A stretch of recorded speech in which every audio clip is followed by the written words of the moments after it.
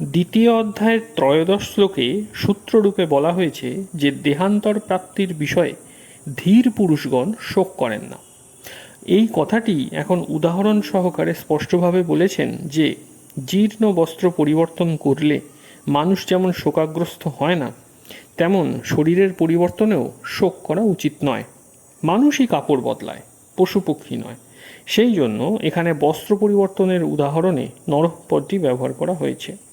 নরঃপদটি এই স্থলে মনুষ্য শ্রেণীর বাচক এবং স্ত্রী পুরুষ, বালক বালিকা, যুবক বৃদ্ধ প্রভৃতি সকলেরই অন্তর্গত।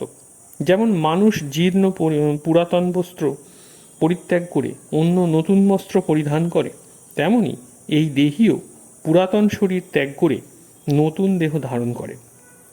পুরাতন দেহ ত্যাগ করাকে মৃত্যু বলা হয় এবং নতুন দেহ ধারণ করাকে জন্ম নেওয়া বলা হয়।